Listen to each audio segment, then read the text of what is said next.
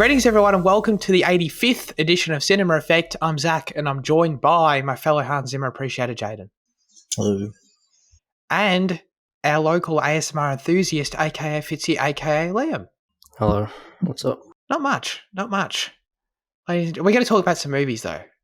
I'm really excited about it because this is Cinema Effect, the podcast where we review and talk about a different movie every single Monday. And this week, that movie is Edge of Tomorrow, which opened in the US on the 6th of June, 2014. It was directed by Doug Liman, my favourite filmmaker. It is an action sci-fi and film, and the synopsis says, a soldier fighting aliens gets to relive the same day over and over again, the day restarting every time he dies. Indeed. All right, Edge of Tomorrow. We've all seen it before. This was a fun rewatch. I haven't seen it since I actually watched it in the theatre in 2014. Which I remember somehow. But I haven't seen it since. And I want to start with you, Fitzy. Yeah, I think it's a really fun film. It uses the Groundhog Day concept in like fun video gamey way. It's progressed to the next level and everything. That's a good way to put it.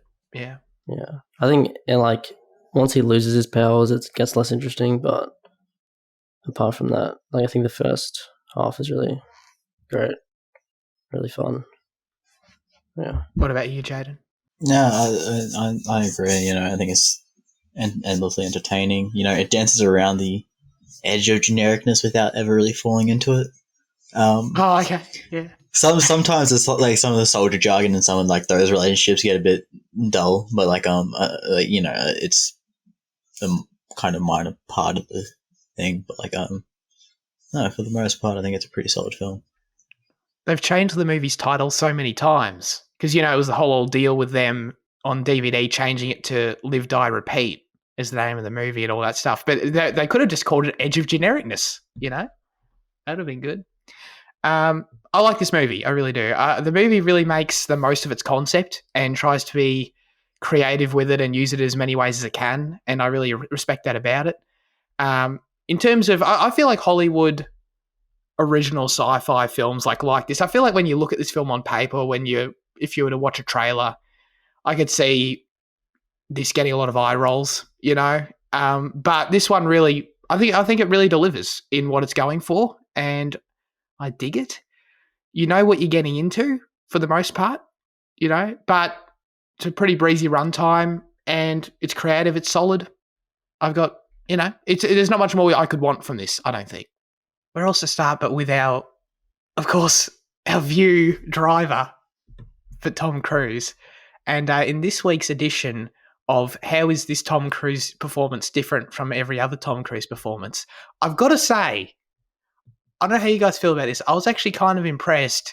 I forgot this about the movie, totally. That he's like a coward in this movie, and that's sort of his arc, is that he's just a regular dude he said he has a marketing firm. He doesn't want to be there. And I actually kind of like that. I wasn't expecting it. And his arc from going from that to like a believable action hero made sense. And it was cool that he basically got to that point just through like living the same day millions of times. It's sort of vague how long he's actually doing it, which I like as well. So he's just through pure repetition of having to be on the beach and fight and shit, he becomes adequate as a soldier, which obviously makes a ton of sense. But I don't know, did you guys like Tom Cruise in the movie? I mean, his performance it's Tom Cruise. Like, he's good, but I just more appreciated that aspect of the character, Yeah. No, there's definitely a difference. It's hard to buy into him as like the reluctant hero, though. You've seen him in so much. That's true, actually. Yeah. So like, he's at a point in his career where he can't really play that role. That's a fair point. That's a fair point. Because, when he's, like, talking to Brendan Gleeson and he's like, no, I'm not doing this. I'm sorry, but we know you're going to, right? Yeah, you're Tom Cruise. That's fair. That's fair. You're going to hop out there. You're going to kick ass. You'll be fine. Yeah, that's true. Yeah, no, he's good. And then you got bloody...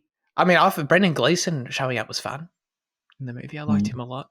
I always forget about him, Yeah. Yeah, I do too. I like the opening of the film quite a bit. I mean, I feel like it's on the template, that these sort of movies have to open with the exposition, like newsreels, Um, but I don't know, I quite like it. It's pretty efficient. I feel like it's self-aware enough that like we're gonna do this part just to explain everything we need to explain and get out of here quick. It's like a minute long, and it's like I don't know. I kind of liked it, and I like the fact they didn't actually reveal the what are they called? The mimics? Is that what they're called? The aliens? Mm. I like how they didn't reveal their designs right away. They sort of seemed to be sort of a mysterious thing for the humans, and the fact that it had, I think they came on the comet here it says 5 years before this point, right? So it's not like this big. I think that's what they say, and then they only have. I kind of like it's like a little minor world thing, but I kind of like that they only have one invasion force, and they landed 5 years ago, as opposed to like something like the War of the Worlds, where it's like all the aliens turn up one day and it's over. Like this is a full on invasion. I sort of like that they just send like one army and like plop them in the middle of Europe, and then the humans sort of have to.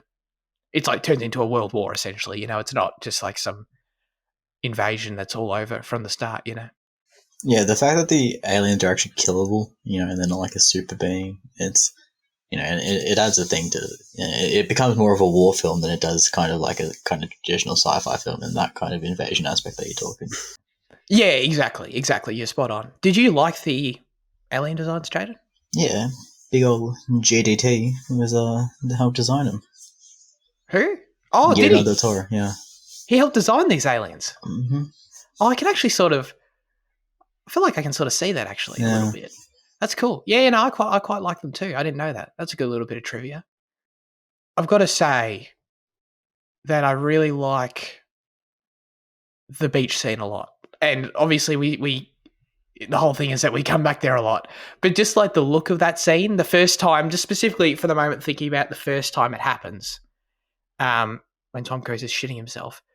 There's the really cool one shot of him falling out of the plane, landing on the beach. I just really love the aesthetic of it. I think all the metal suits and the sweeping shots, the long shots, the warships in the background, the crazy, like there's always in the background crazy missile, like missiles going everywhere all the time, and like all the crazy missile patterns everywhere in the sky. It makes it feel like, like a modern D-Day, I think. And I feel like that's what they're going for. But they call it D-Day. D-Day? What'd I say? No, like they call it D-Day in the film. Oh, in the movie. Yeah. I forgot. Yeah. I guess they do. That's true. But yeah, so that's clearly what they're going for. I feel like the aesthetic of that scene's really, really strong, actually. I feel like it really stands up. It's better than Saving Private Ryan's beach scene. Whoa. That's shit. I don't know if I'd go that far, but I did really like it a lot. I don't know. Yeah, it was cool to sort of. I don't know. Did you like it, Fitzy? It felt very World War II to me, which is I feel like a cool thing to go for when you're talking about making a 2020 sci-fi movie, because the movie's set in 2020, by the way. Didn't we do that for a question of the week where I was like, movie set in the future? That came out in that's already passed. Yeah, I think. Anyway, I'm sorry, Fitzy.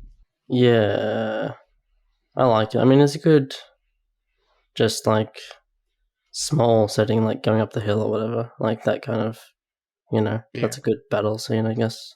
I like battle setting. Yeah, that's true. And I mean, I just guess outside of just the aesthetic, I feel like that scene there's a lot going on in every frame. No joke intended. In a really good way. Like it adds a lot of scope and scale to the chaos. Like it feels when I'm on the first time with Tom Cruise there, like I sort of feel like I'm in his shoes where this is out of control. Like this is just chaos. And I feel like the movie does a good job at getting there with that. In terms of though, he bloody gets the alien alpha blood all over him. And that's how the gimmick of the movie begins. And this is obviously the entire movie's premise, and I really like how it's done pretty much the entire time. I think it really delivers. The progression of how he approaches each new day is really entertaining at all times. It's really important that they get that right in a film like this, And I think I don't know. I was thinking about it compared to like I don't know. I've seen was it Palm Springs was like this too. Sort of had a similar gimmick, if I'm not mistaken. Compared to other movies, like I like Palm Springs a lot, but compared to like Palm Springs and I don't know, obviously Groundhog Day, I think what makes this movie great is the fact that the reset occurs upon death, which isn't the case in those movies, if I'm remembering correctly. That their whole thing is that the day restarts every time once you hit midnight. No, I think Palm Springs I die. Do they die? And that restarts the day? Oh, there's that guy that hunts him. Yeah, same with Groundhog Day. The day resets when he dies. Oh, you're right. Yeah. Okay, so no, I'm totally misremembering that. But I guess I mean the fact that they can't let this day end, Like the fact that he has to, they have to keep killing him. His power. Mm. Exactly. Yeah. I guess that's more what I mean. Either way, I think that really makes it creative and forces them to do more interesting stuff with it. Like every time, like we get that little sequence where like Emily Blunt has to keep shooting him over and over again. Like that's good use of it, and it leads to tons of just really funny, well-paced moments. Like every time, like when he like rolls under the truck, he gets hit by the truck. That's good. That's good. And then he has to do it again. When he saves the fat dude, like when he pushes him out of the way, but then gets hit himself. There's plenty of little moments in the movie, probably way more than that, where it's like, wow, this is really using its premise well. And then outside of just like dumb moments like that, the way that you never know how many times he's done something. Like the movie isn't structured in a way where you're with him in every moment because there's clearly time passing between every attempt. And that comes when we get that really good little twist when they're in the barn and they're looking for the keys to the chopper. And like Cage ends up admitting that they've done this hundreds of times. They've gotten to this point and he can't get Emily Blunt past the chopper part, which I thought was really neat because in terms of before he says that, you think, oh, they've never been here before. So I feel like that's another example of it, just it was good, I liked it. I don't know. Was there any particular moments that you thought the gimmick was used really well? I think the way they developed a love story is interesting in here because, like he's obviously getting to know her over, who knows how many days, and he gradually falls in love, but she only ever knows him for a day. Mm-hmm. So like it's this kind of one-sided thing, but like it's I think it's interesting in that kind of the way it's used there, the way they develop that relationship. I think you're spot on. That's a great point because then there's the whole conversation they have in the car where I think he asks like, "What's your middle name?" and like it tries to get to know her.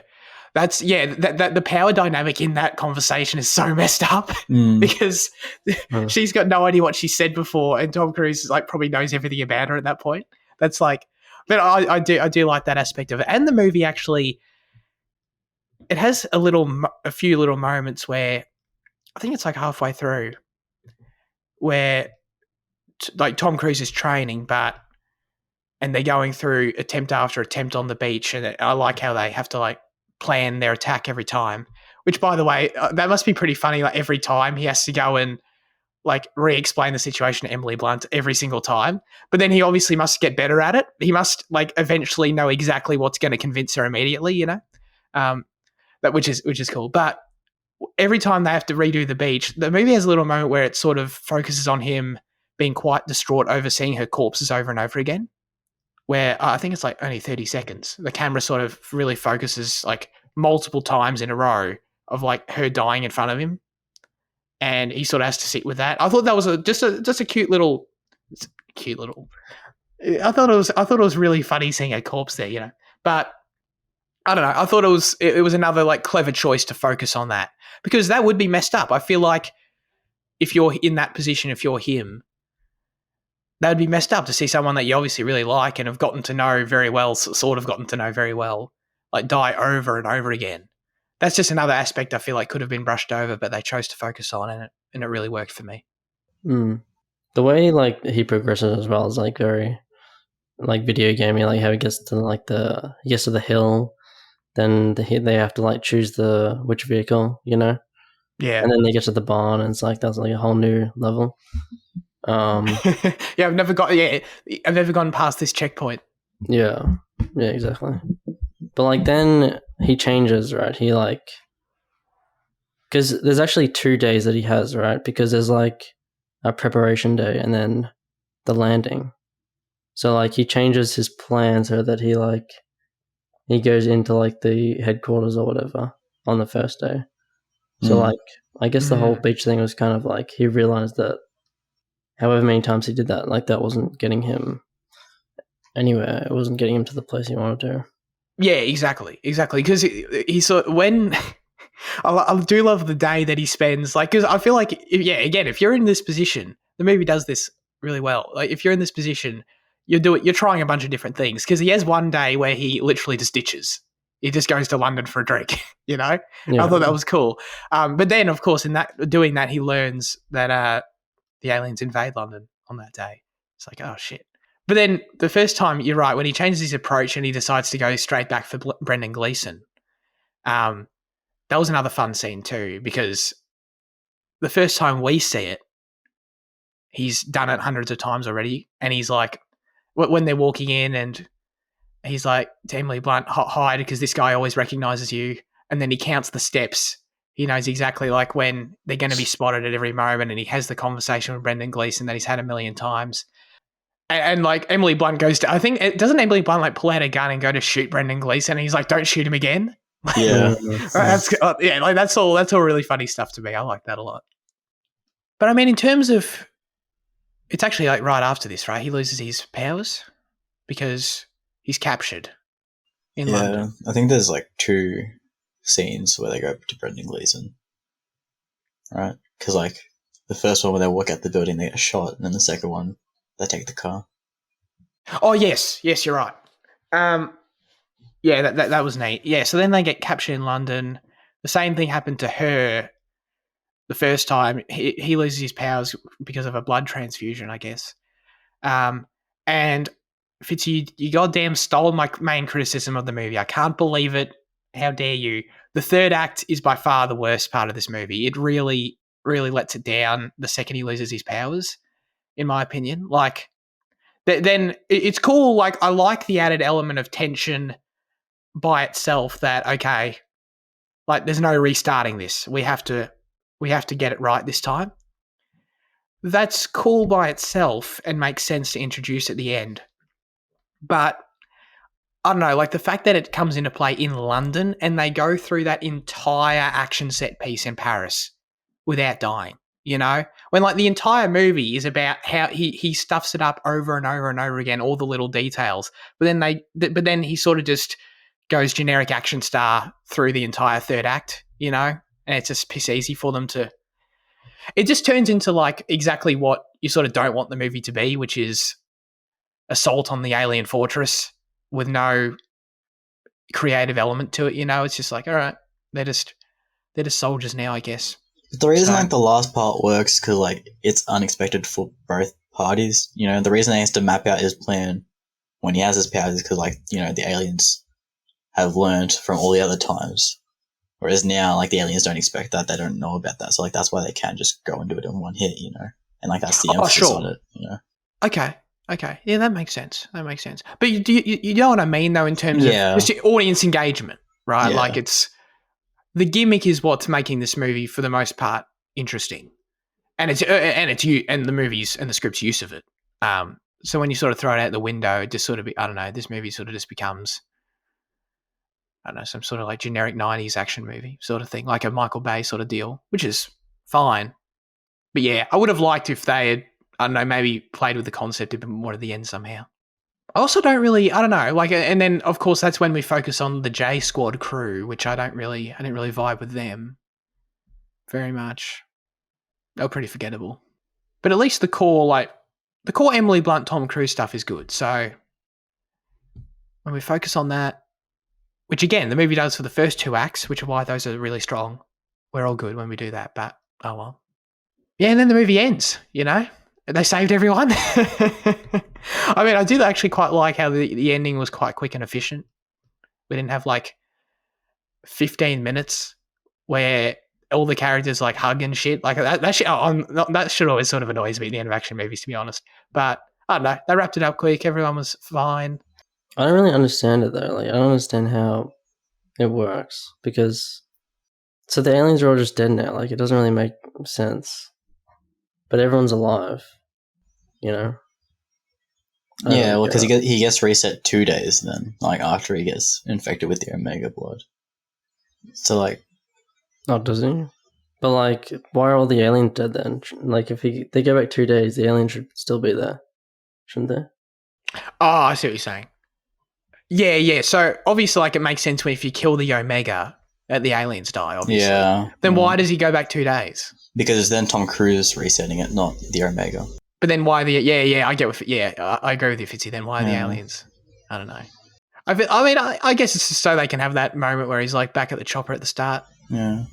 But also, like the fact that he lost his blood and then he didn't have his powers doesn't make sense because earlier in the film, like Emily Blunt said, she tried stuff like that and she still had it and it didn't do anything. Like she said, she transferred blood to someone else and she still had the power, you know. Oh, I see what you're saying. But her blood wasn't replaced though, I don't think. Isn't that the thing? Yeah, right. Where she tried giving her blood, but the thing that made her lose the powers is when she was given blood. But if it's just the blood that does it, then he should be able to transfer it to someone else, you know. And they shouldn't have it. But why would you transfer it to someone else when they don't know, how to use it? How are they going to respond to it? Yeah, but like Emily Blunt said she tried to transfer it to someone else and didn't work. She did. Yeah, she did say that. But I guess, I don't know, man. People have different blood types, Like, I don't know how blood works. I feel like it's sort of complicated, Well, they did say something about, like, the nervous system or central nervous system or something. Like, it has to be, like, integrated. Somewhere. Right. So maybe that's relevant. Yeah.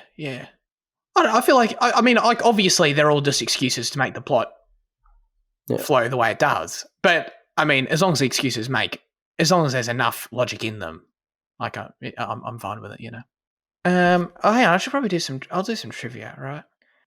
I should have done this at the start. Doug Liman wanted to do the film because it showed a role that Tom Cruise hadn't done yet, someone very bad at what he does. Which is cool, but he does become very good, so. This is probably my favourite Doug Liman movie. I don't really know what competes with it. Chaos Walking? To be honest. Oh, God, no. No? Doug Liman's such an interesting person because I don't like his films very much, but I like this film. American Made? Oh, that was pretty good. Yeah, I like that movie. The Bourne Identity as well, yeah. Jumper? Yeah. No? Oh, that movie sucks. Yeah, we went over that. I think his directing is pretty, like, between this and the Bourne Identity.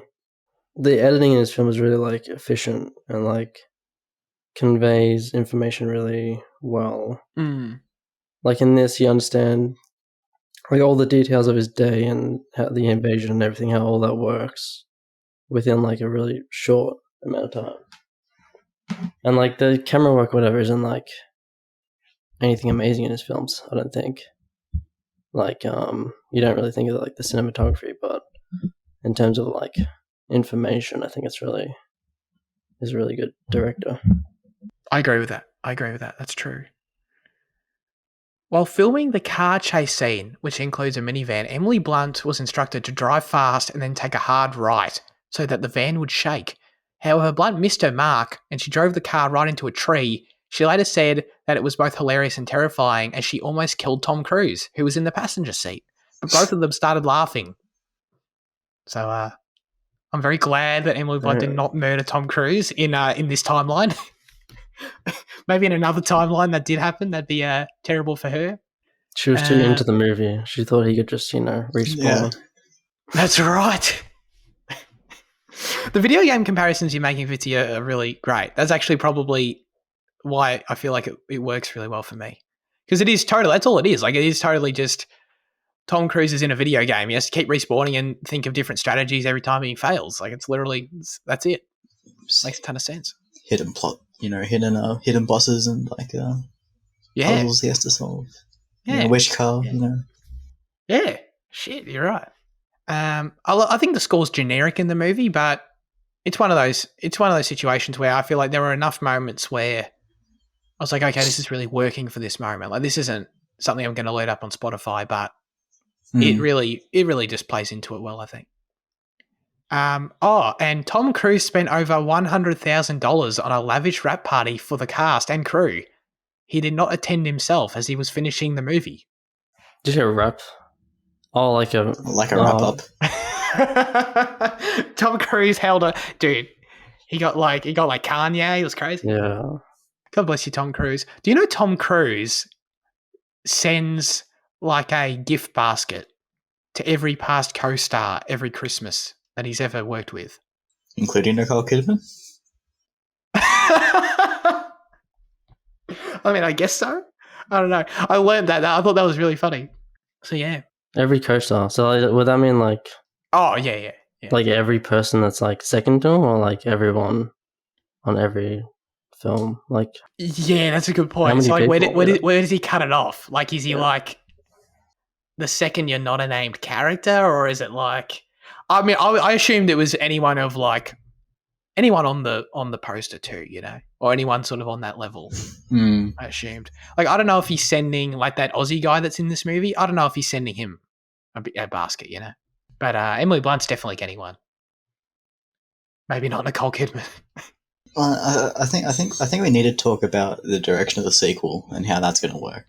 Sure. That's because the film wraps up quite nicely. If they had left it there, I think it'd be alright. But there is a live, die, repeat coming. Yeah. What do you think? How do you think that's going to work? The aliens, like the Omega resets like 2 weeks, and then the aliens come even earlier. Like what's going on? Yeah, it's weird because like I feel like it can be, in terms of like the premise of the sequel and how they do it, I feel like there's a way to do it that's clever. I don't know what that way is. You'd have to pay me to write it.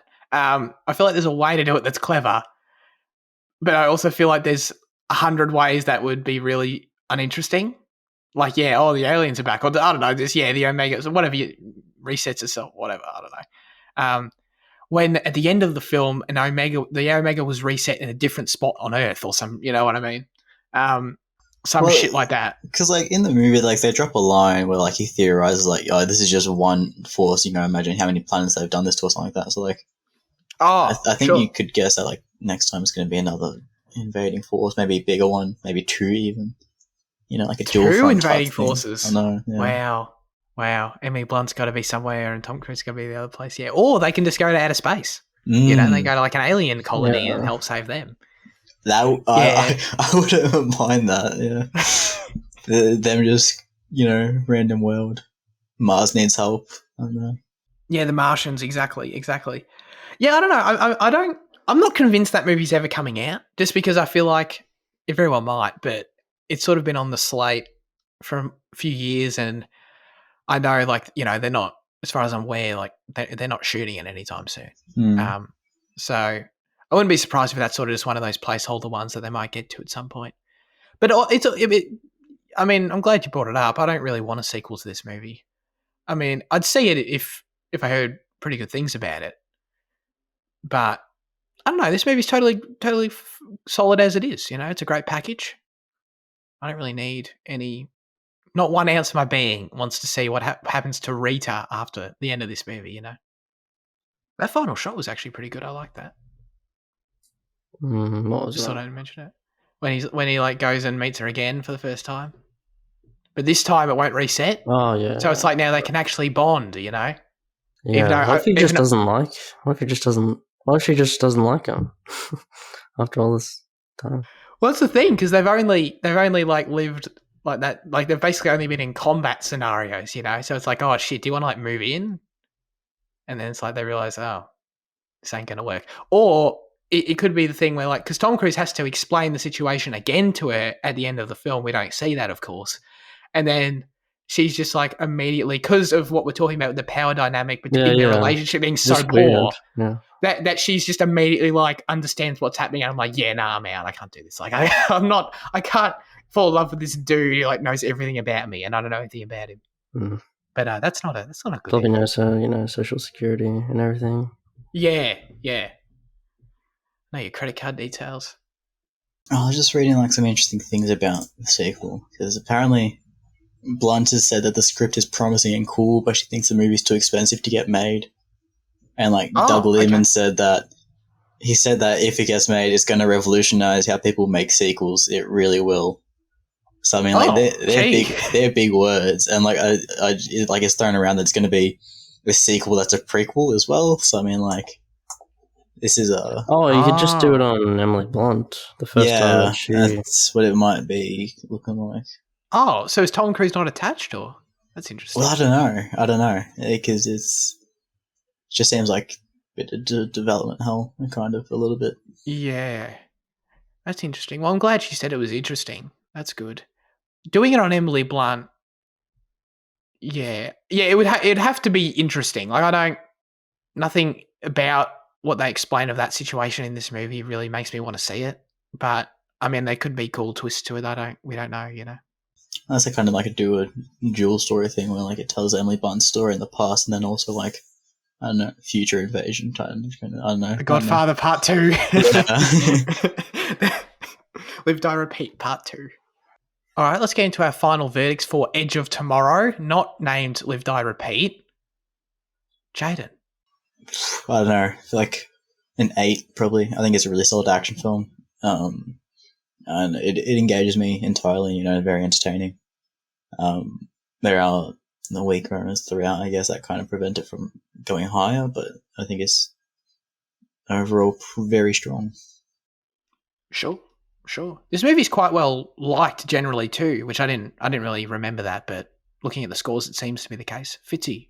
7. I think it's really fun until the ending, kind of, and yeah, that's about it. It's a fun movie. I'm right there with you. I'll give it a 7. I think like the last 20 minutes is the only part where I was zoning out, and I feel like if it had stuck the landing and I was fully in the whole time, this would be an 8. But either way, though, I think it's a really solid movie. I definitely recommend it.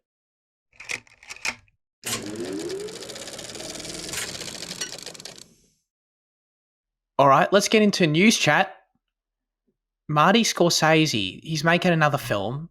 He's not dead yet, so he's making movies, and he's doing a biopic on the Grateful Dead, which is a band. So we didn't know that was a band. Do you know anything about the Grateful Dead, Fitzy? Oh no. Okay, so I was thinking because you guys know I'm not the biggest music buff or whatever, so I thought maybe this is some band I should know, but I'm glad that doesn't seem to be the case. But the film is starring Jonah Hill as the lead. I think this is the first time they're working together since Wolf of Wall Street, if I'm not mistaken.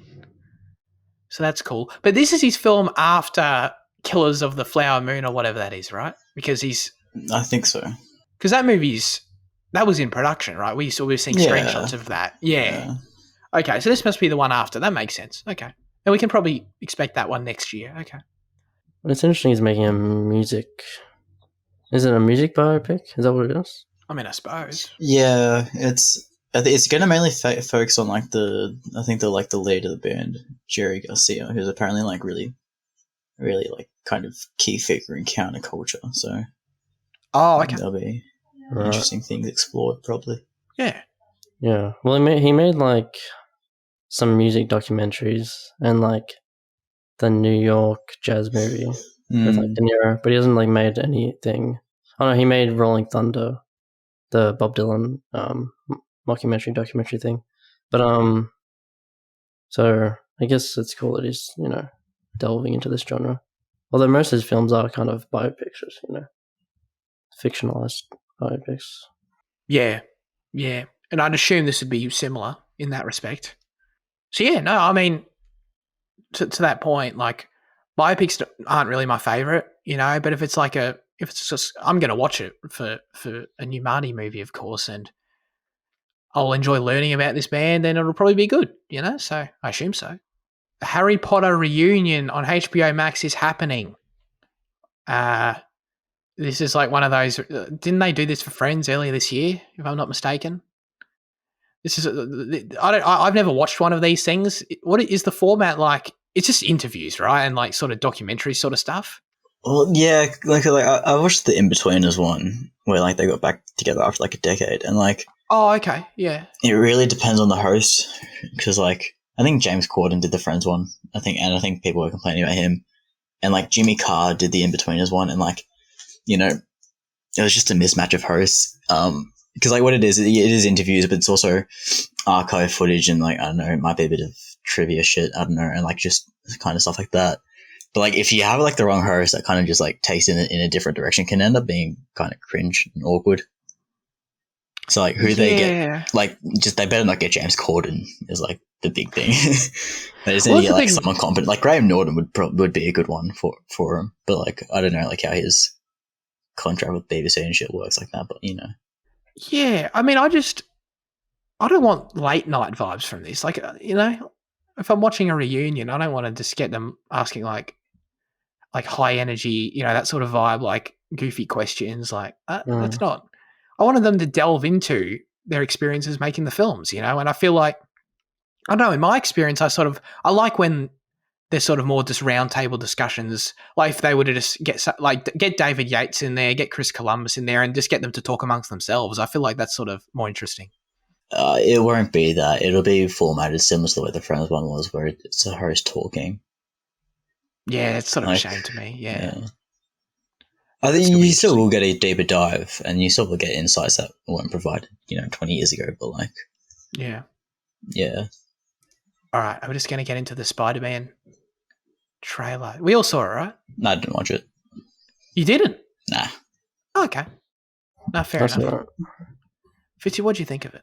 I don't know, it's more the same, I guess. I think it hinted more that it might be like the first one. There's obviously some tension between Doctor Strange and Peter, but it feels like in this one, Doctor Strange might be a bigger part of it, I guess. He's right up in there in the poster. Unless I mean, sort of like, I guess, an Iron Man equivalent role in Homecoming. Oh, yeah. I really like the trailer. You know, you're spot on. Like, it's more of, we understand what this movie is. You know, it's going to be bonkers. It's going to be fun. It's going to be all these cameos and multiverse stuff. And it's seeing more of that. We got more glimpses of it, you know. I totally understand why Jen wouldn't want to watch it because, like, I'm excited. I'm obviously going to see this movie. I'm excited to see all our connections to our beloved Raimi films, you know. So it's like, how much more do you need to see? Other than, of course, here we get both amazing Spider-Man villains in this trailer. So that's the confirmation of those, the Lizard and my main man Jamie Foxx. So that's dope. And Sandman, of course. Did you see how they edited out one of the Spider-Man from the trailer? No, what? No, because because I didn't watch the trailer, but like I saw it in memes everywhere. Where it's like the Lizard, I think Sandman, and maybe Electro, and it's like Tom Holland going at him, and then like as they're jumping, like the Lizard gets punched, but whoever does it has been edited out, but like, you can see how clearly he gets like punched. Wow. Oh, I thought he was just like looking. Oh, okay. Yeah. Interesting. I mean, that they would obviously edit that out, so that makes sense. That's pretty funny. Okay. All right, neat.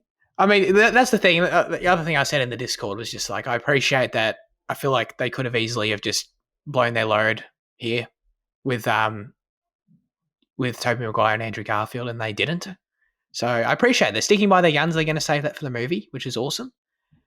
So when they turn up, inevitably, it's going to be a lot of fun. I saw a thing that said like the final trailer is going to be released on November 29th. Like, is that true? Are they going to release another fucking trailer for this? Oh, I'd be very surprised, but I don't know. Unless like that just got like the date wrong and it meant to be whatever, this one dropped. But like, I was gonna like, you can't like 3 trailers, like really? Jeez. Most movies do have 3 trailers, but maybe it's a situation. Yeah, but so close to release, Exactly. Maybe it's just going to be like a slightly re-edited version of this one. Like I don't see them doing any more reveals beyond this point. In terms of like, they're not going to drop Toby in 9 days. That's not. That's not happening. So, of all the villains in all the movies, were they in this, or maybe? Well, we haven't got we haven't got Dane DeHaan confirmed. Oh, right. We haven't got Harry or James Franco, obviously. Is Vulture in these ones? Did I miss that? We don't know. He's Okay. yeah. So he hasn't been confirmed either. You're right. Michael Keaton is continuing to play Vulture. We just don't know if he might be in this movie. It's all this confusing stuff again. Where like, is he now in the Venom universe with all that stuff? It's very weird. So we don't know if we'll see him here, but I think other than that, though, I think that's all of them, right? I mean, we got Willem, we got Alfred, we got. Yeah, you're not getting Mysterio. Venom from Spider-Man 3. That's true. We're not getting Oh, him. yeah. But we might be getting Tom Hardy. So brace for that. What about Mysterio? Is he? Didn't he die? Didn't he die in Far From Home? Could be an illusion. That's true. Well, like the Electro in this doesn't seem like the same Electro. No, he doesn't. That's a great point. Because did you see what Jamie Foxx looks like in the movie, Jaden? Like, it looks like the comic book version with like the star face kind of thing. Yeah, and he's wearing like he's got obviously not the blue lightning, he's got the gold lightning, and he's got a much cooler outfit. I'm just going to say it. He looks so much cooler. But that is the interesting thing where it's like, so are they? We'll have to wait to see the movie, of course. But are these not the same versions of the characters we know? Because that sort of sucks, in my opinion. Well, I mean, really like they probably wouldn't because Electro in Spider-Man 2 gets, I don't know, whatever you do to electricity, he dies pretty much. And then Kurt Connors. All these villains have died, I think. Oh, have they? I think so, right? Yeah, actually, no. Willem Dafoe dies. Yeah, right. Yeah. Okay. So that's interesting too. Well, they're probably not the same character then. They're going to be slightly different versions. That's lame to me. We'll see how it plays out, but that's like we're going to all the effort to get these guys back as their characters, but by the way, they're not technically the same character. Like they're the same character, but they're not the same person we know. That's sort of lame to me. If they're played the same way, I won't mind it. Like, and they just say, "Oh, he's from Earth 48 instead of fucking 49." I don't care.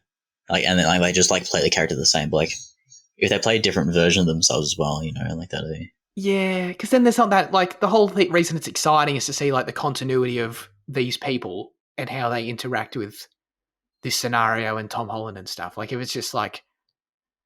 If it's just, like, sure, it's Jamie Foxx, but if it's just like an Electro I've never seen before, that's sort of uninteresting to me. But I don't know. We'll get there when we get there, I guess. It's not too far away at all. Now it's time for our highlights of the week. Oh no, Liam. Here we go. No, don't pick me first, please. Don't? All right, Jaden, what have you been watching? I watched a Polish film called Spore. It's that's the English name, and the Polish name is something different. I don't know. I can't remember what it was. It looks great, but it is shit. Yeah, it's set in this like rural Polish town, and it starts off as like this promising murder mystery. And I'm just going to talk kind of full spoilerish here because like no one's going to watch it. Like like what starts off rather interesting. It like by the end of the reveal, it just turns out it's John Wick, but for first year fine art students that think they're communists. Because like it turns out that the main character's dogs were killed by hunters, and then she just started killing off all the hunters, but it's kind of staged mysteriously, and then it's all revealed. And it's just shit. It's just boring, and like. The protagonist is like the worst kind of vegetarian, and like the whole like thing about like, and like it's there's so much astrology bullshit as well, and like she's like, oh, when Aries is in retrograde, he's gonna die because he gets hit in the head. Like, fuck off. And like for something that starts so strong, it just weakens so soon. Oh, dude, I like honestly can't stand it. Like the way it unfolded. Like characters are just insufferable. And like in the end, like they're like, oh no, you were justified in killing all these people because they killed your dogs. And, like, fair enough, they do it in John Wick. I buy into that because that's it's a bit of fun, it's a bit of bullshit. But like when they do it like in this aspect, and she kills off like 6 people in town, and she goes on a war against religion and all these people that are killing animals, and she's you know, she's righteous and mighty because she doesn't eat animals, but everyone else is below her. And then like, you know, her kind of core group of friends save her at the end. It's just such shit. Is this not a horror movie? Is this like an action movie? No, like it's just a slow burn thriller. Oh, okay. Yeah, I don't know. Like, looks great though. But no, it's just not it at all. Is this a 2021 movie? Is that why you watched it? No, it's 2017. It was on SBS and I like the World Movie Channel, and I recorded it. And I was like, this could be interesting. It wasn't. That's hysterical. Thank you so much for that highlight. Liam, do you have the balls to go next? Or do you want me to go? The balls. You can go. All right, fine. I watched The Green Knight.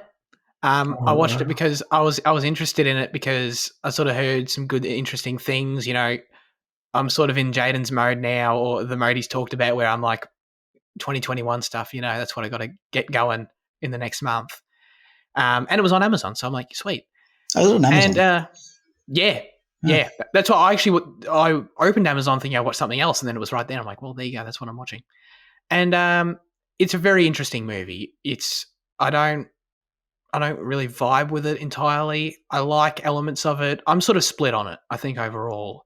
I think it's definitely worth a watch, and I think you guys are probably more likely to like it than me. It's hard to like fully recommend. I don't know. It's definitely a very unique film. Like, I like the heart of the story, and like which presents itself very clearly at the end. I think the ending's really solid. And it made the entire viewing experience worth it to me. But it's this style of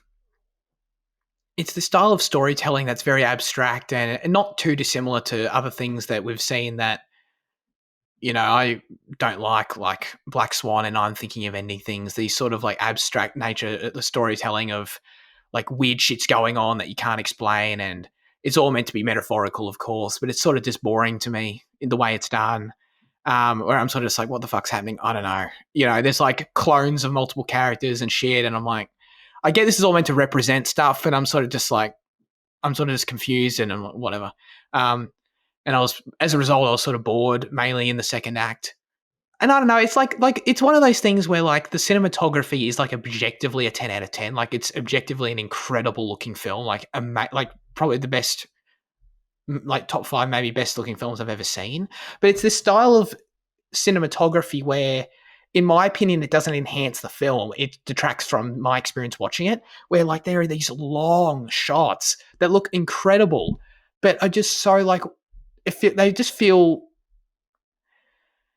what's the word? They feel self-indulgent to me. Like, as I'm watching it, it's like, wow, this is an incredible shot that's been going on for a minute and a half that really doesn't need to be here, you know? And it's just like, ends up sort of just flowing into, this is not making the story flow. This is just boring to me at this point, you know? So it's one of those weird things where like the cinematography is amazing, but also not for me in any capacity. So I don't know, but it's one of those things where like, I feel like it's quite a divisive film.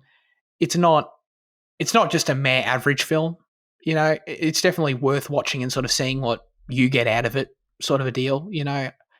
So yeah, I feel like I'd still want to see what you guys think of it if you choose to watch it, but I wasn't crazy about it at the end of the day, I don't think. All right, Liam, you can't delay any longer. Wow. I know for a fact that Spore and The Green Knight were not you guys' highlights of the week. But anyway. What did I watch? I watched a Bond film. What's it called? No Time to Die. I think I heard of that one. Yeah. Yeah? Oh yeah. I like Daniel Craig. Pretty hyped up. It was good.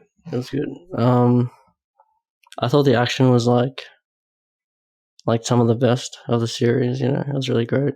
The score was really great. So those two things are good. I just didn't I don't know, like the story, the villain, Madeline, everything was kind of just it was good. It was fine, but it wasn't great, and the movie was really long and it kind of dragged, but you know, for the first hour it was really fun. It was really great. So that was my experience. the theater experience though, watching a Bond film was obviously really great. It was Lockie's first Bond film, which is Which really is funny. hilarious. Yeah, yeah. But yeah, I like the cinematography as well. It was a really good looking film. I'll say that. I think it's the second best looking one to Skyfall. Yeah, Moving so on. who's going to tear him a new one first, Jaden? No, I mean, like, you didn't say anything. I don't know. Like, yeah, it's 2 No, hours. yeah, I get it. It's 2 hours 40. You know, I mean, like, yeah, that's fair. It does drag a bit. But no, I loved it entirely in its entirety. You know, it's everything. It's everything I wanted. You know, like, you know, it's not a perfect film, but it's a perfect film for me. You know, it's 9 out of 10 for me. It's exactly what I needed to wrap up the, you know, Craig story. You know, it could have used a bit more and the armors, but you know, I loved that. Yeah. But no, you know, it's such a fitting way to wrap up the character, I think, and the way, you know, what's coming next is promising. It seems like it. I think one thing that this film does really well that the rest of them have kind of struggled with is balance the humor. I think in Skyfall, kind of that second half, they kind of try and increase these like kind of like one-liners that are kind of, you know, these traditional campy 80s Bond type things. And it doesn't entirely work because like of how dramatic the product is. And then Spectre kind of just fumbles it as well. Whereas I think this one does it really well, where they kind of balance the comedic tones with the drama. You know, You're like wrong, Jaden. You're what? Wrong. The humor in this one was the worst. No, I loved it. I'm with Fitzy. It was definitely the worst humor. Really? I loved it. 5, in my opinion. Yeah, yeah. No. Don't get me wrong. I didn't think it was bad. Like, I think there were moments that landed, but others that I was like that Russian scientist guy was just obnoxious. Like, I know. I mean, like that was. I don't consider that humor. I just consider him part of the story. I don't consider him. Oh no, as that's part of the fair. humor. That's fair. But like the Cyclops eye stuff, not a fan of that either. No, I don't consider that humor either, to be fair. Oh, that's definitely humor, right? Yeah, like I guess, but I'm talking more about like purely like through like one-liner kind of moments, more like kind of. Okay. Yeah, I didn't mind them. Yeah, Okay. yeah. All right. I think the Bond song's the worst one though. I'm just gonna say I think the. I really like the Bond song. I think and the animation. Yeah, I think the animation is awesome, but I just don't like the song. I like the song because it fitted with the more emotional take. Yeah, but like, I don't know, like, because like it obviously tries to channel like the Spectre and Skyfall theme more than what it does like the Casino Royale and fucking Quantum one. Yeah, totally. But like, I just think it falters where those ones succeed because it doesn't have that kind of that massive hit that those ones do. You know, like it's not Adele and Sam Smith with these powerful voices. It's Billie Eilish with this kind of more kind of soft spoken type of thing. And like it still works in parts, but like when like they try and take it up that tiny bit, I just think it kind of loses it, you know? Yeah, no, I totally agree with that. I like the song, but it never hits. Like it never gives you that like Adele like holy shit, this is friggin' punching me through the friggin' screen moment. You know, like it's just sort of more in its own sort of vibe. Yeah, I agree with that. I don't know. I'm with Jane. Like, I think Fitzy's spot on in terms of like the action and cinematography. Actually, mainly the score. The score was phenomenal. Absolutely, I think it's by one of far Hans's best. It might be in my top 5. It was sensational, dude. It was phenomenal. The way he uses the Bond theme and manipulates it to do his like traditional Hans like tension siren things was insane. I was like, dude, what?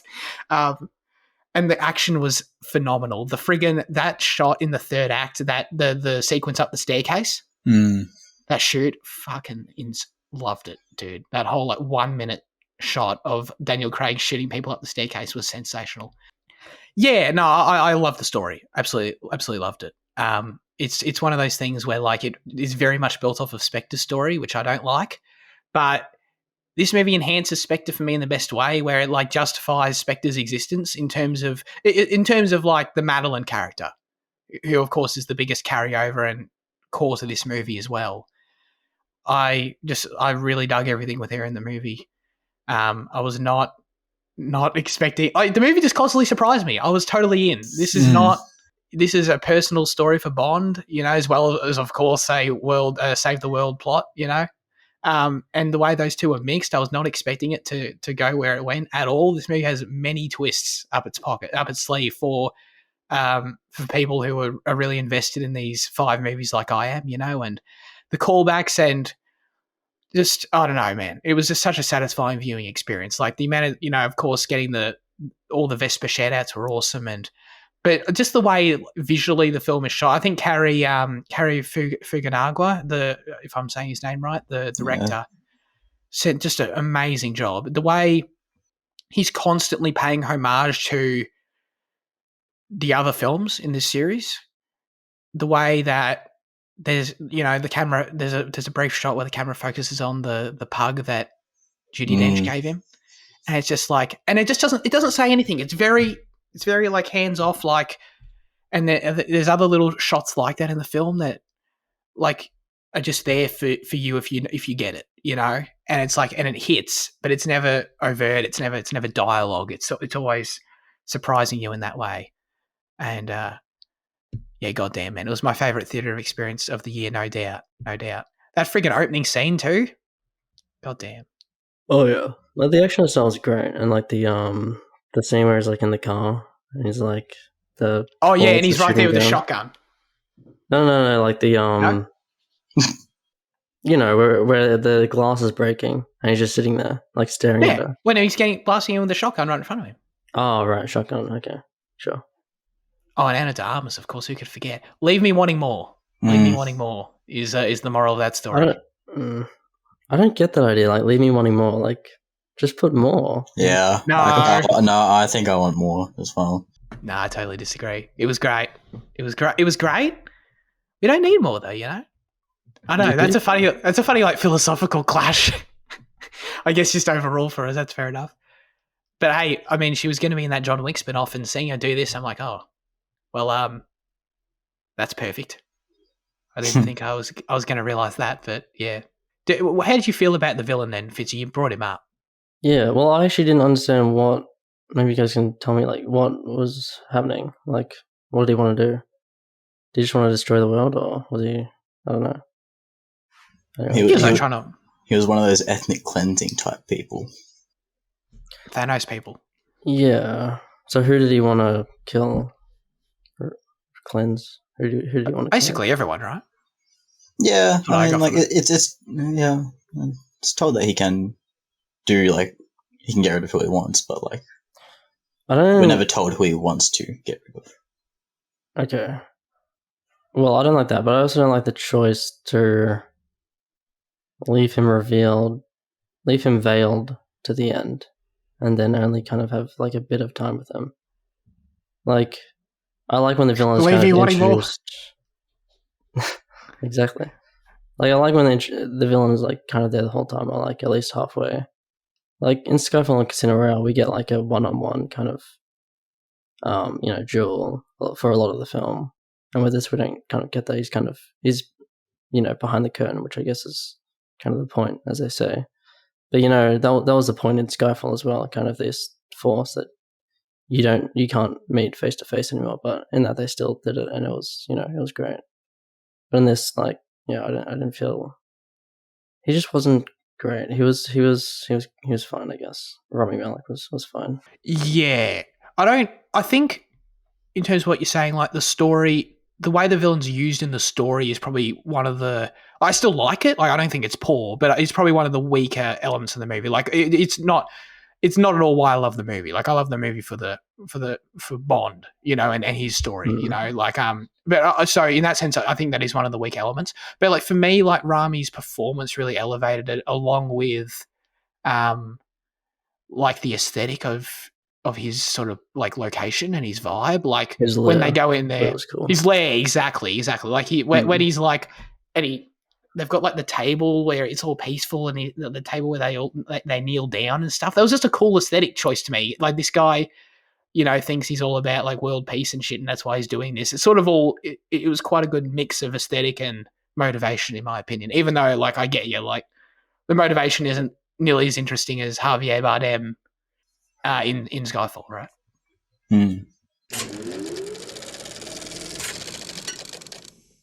Cool. So Fitzy proven wrong. Great. As always, now we hand the show over to you with our question of the show. Last week we asked you, what is your favourite Christopher Nolan movie? Nick said, Interstellar, hands down, no questions asked. So it's a fan favourite. Aiden said, tough for me between The Dark Knight and Interstellar. The others are not far behind, though, not by much at all. God damn, man. Yeah, I'm right there. I'm right there with you, Aiden. Annie said, tricky question to answer. I honestly thought Interstellar, Inception, or Dunkirk would be my favourite. Heck, maybe even Tenet after I saw it twice in the cinema. Before seeing The Prestige, I never expected for that film to be in my top 5, let alone first. However, after renting it on Prime Video and watching it twice in 2 days during that time, it has massively met my expectations and leaps over the great other Nolan films as my favourite Nolan movie ever. After following, of course, who could forget that? Yeah, of course. Sadly, The Prestige also has my least favourite musical score in Nolan's whole filmography. Oh, okay. He ends it on a bit of a bummer, I guess. But The Prestige, of course, a great choice. Check out our review last week, by the way.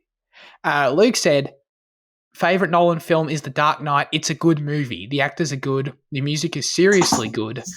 4 French horns on the right, 4 French horns on the left, and they're up in a gallery. Up way above the orchestra, 2 notes, but the amount of expressiveness you can put into them.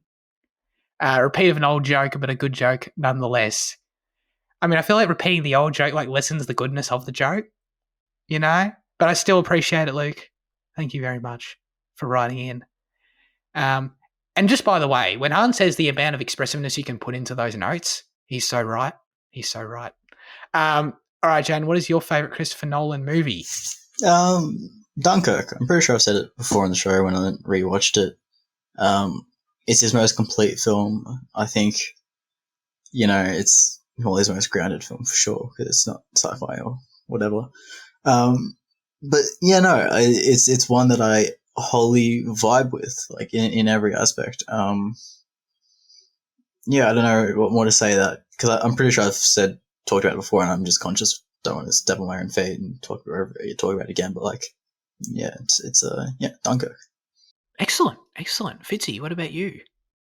Well, I actually forgot about Tenet when I was talking about my favorites last week, but I think I'd still say Memento. I think Memento just has a really fascinating structure, and the way each scene plays into that is really fun, but it's also an extremely dark film, and I think it's really funny as well. It's just it's a great blend of all that stuff, and it's unique as well in his filmography. It's not it's more of a personal film, I guess. It's more of it's not a grand film about big ideas. It's just more more indie, I guess, more normal. So yeah, more normal but still batshit crazy. This is interesting. There's so much to dig into with Nolan, of course. Undoubtedly my favourite filmmaker. And there's so many good choices. I feel like we represent different things in terms of what we like about Nolan films, which is interesting.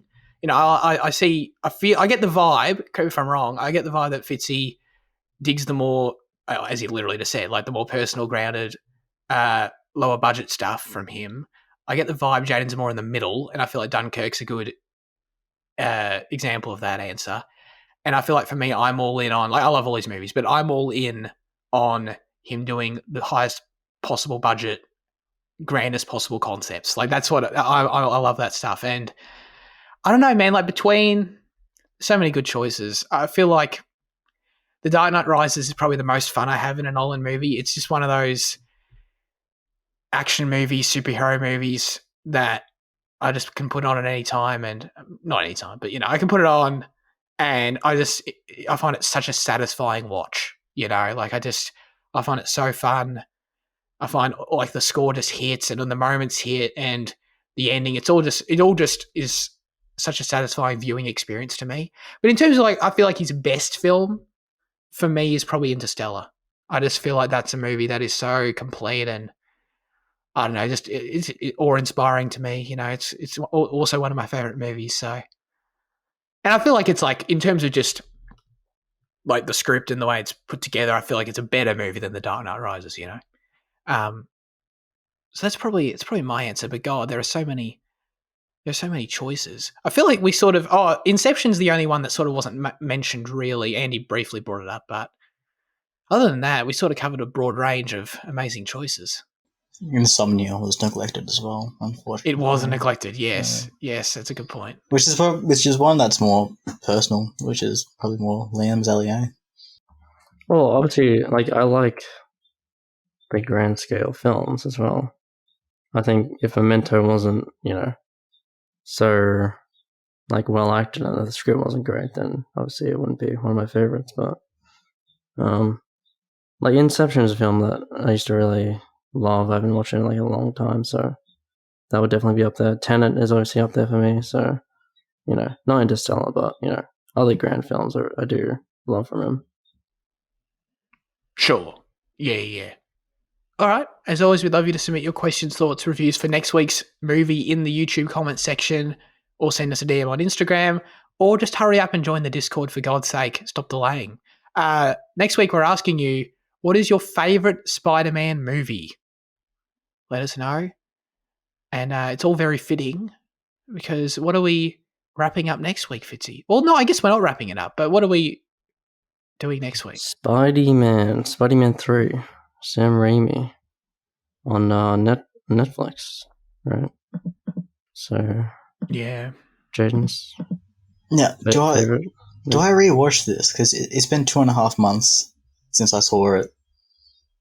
I think it's mostly gone from memory, but like I feel like I can pick out key parts. But like, will rewatching it make me hate it more because of how much I remember it? Or like, I don't know. I mean, I feel like it's your call, based on like how much did you feel like that hindered the previous Spider-Man discussions for you? Like, if you feel like you were getting by fine, then that's great.